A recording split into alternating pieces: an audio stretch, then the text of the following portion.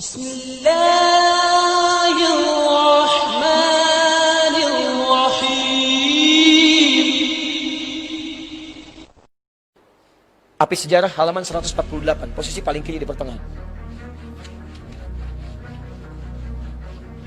Saya ambil buku ini karena referensinya paling akurat ya. Menurut saya paling akurat karena banyak referensinya. Antum pernah dengar nama Prabu Siliwangi?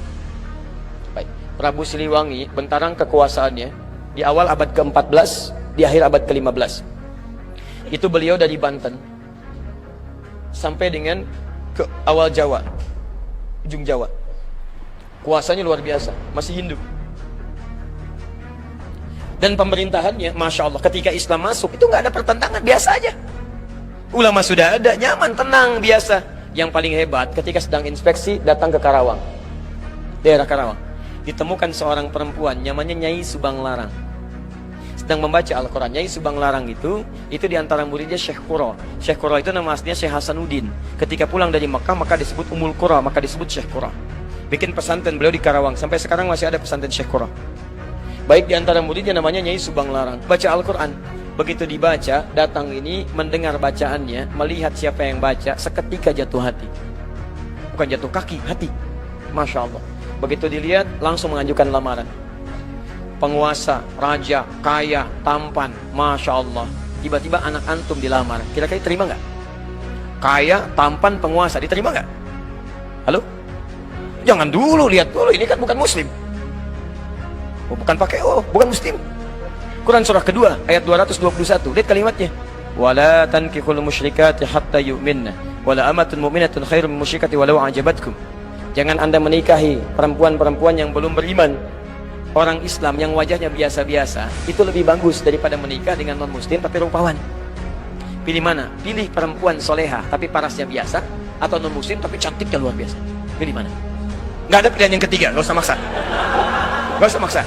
Nggak ada pilihan ketiga. Quran tidak memberikan pilihan ketiga. Itu ujian iman. Selalu pasti. Saya yakin pasti pilih yang ketiga. Kalau bisa Ustaz cantik dan beriman. Masya Allah. Ya, selalu begitu. Maka ini yang paling menarik. Yang paling menarik, dulu orang berislam itu kuat benar. Begitu datang, saya ingin melamar Anda. Apa kata beliau? Lihat, kalau orang sudah terbiasa melafadzkan lafaz Allah, lisannya berkata benar, maka akan kaku mengatakan yang buruk-buruk. Lisan yang selalu bersyahadat tidak akan pernah mengucapkan kalimat yang keluar dari syahadatnya. Kaku dia. Lisan yang selalu berkata benar, katanya baik, akan kesulitan mencari kosakata yang kotor. Antum kalau terbiasa berkata yang baik-baik, akan berkata yang kotor itu nggak akan bisa, Pak. Nyari kosakatanya susah. Sama dengan lisan yang selalu bersyahadat 9 kali dalam sehari. 9 kali paling minimal. Subuh sekali, zuhur 2 kali, asar 2 kali, maghrib 2 kali, isya 2 kali. Asyhadu an la ilaha illallah, asyhadu anna Muhammadar Rasulullah. Lisan orang bersyahadat mustahil bisa mengungkapkan dengan lisannya kalimat-kalimat yang mengurangi nilai syahadat. Masuk Islam dulu, katanya Subang Larang. Masuk Islam dulu, baru saya ikuti. Dengan nggak ada apa-apa. Padahal di hadapannya seorang pengusaha, penguasa tampan, punya kekuasaan, tapi kalimat itu kalau sudah lekat dengan Allah nggak ada nilainya yang lain. Allah. Maka apa yang dikatakan dari sini? Begitu keluar, ya saya masuk Islam. Tidak ada yang duga. Tidak ada yang duga. Masuk Islam, menikah dengan Nyai Subang Larang. Lahirlah kemudian 3 anak utama. Anak pertamanya disebut dengan Walang Sungsang. Ya, mungkin lahirnya agak sedikit bermasalah ya. 1423. Yang kedua, lahir Rara Santang. Lahir tahun 1426. Yang ketiga, Raja Sengara. Begitu lahir melotot ya. 1427. Raja Sengara. Baik, yang paling menarik semuanya masuk Islam, jelas. Walang Sungsang berubah nama jadi Abdullah Iman. Abdullah Iman. Masya Allah. Perhatikan, ini begitu Islam masuk membawa pedoman kebaikan, jadi baik. Dengan Hindu gak ada masalah, dengan Buddha gak ada masalah. Tiba-tiba masuk Islam dan berubah jadi kebaikan. Tiba-tiba apa yang terjadi? Ini yang mau saya tunjukkan. Ini berubah jadi Abdullah Iman. Kemudian ini Rara Santang berubah jadi Syarifah Mudaim. Syarifah Mudaim. Pergilah haji. Saat pergi haji itu, tiba-tiba setelah selesai mau kembali, datanglah seorang laki-laki yang melihat Syarifah Mudaim, kemudian jatuh hati, minta kepada kakaknya Abdullah Iman untuk melamarnya. maka diizinkan menikahlah kemudian. Menikahlah Syarifah Mudaim dengan seorang laki-laki itu. Namanya siapa? Namanya Syarif Abdullah. Berasal dari Mesir. Maka diboyonglah ke Mesir. Saya simpan dulu di sini. Abdullah Iman kemudian pulang ke Nusantara, bertemu lagi dengan bapaknya. Setelah pulang, Prabu Siliwangi punya gelar Pamenah Rasa, namanya Menah Rasa, ditugaskanlah kemudian untuk membimbing daerah. Lihat, mulai membimbing sekarang. Daerah yang sangat kumuh, saking kumuhnya disebut dengan lemah wungkuk. Lemah wungkuk. Lemah wungkuk. Masya Allah. Di sini ada campuran-campuran etnis, dari ada Arabnya, ada Cinanya, ada kemudian orang lokalnya, dan nggak ada masalah. Begitu orang Islam datang, ditata jadi bagus. Oh, mereka campuran. Dalam bahasa lokal disebut dengan caruban. Caruban yang bercampur.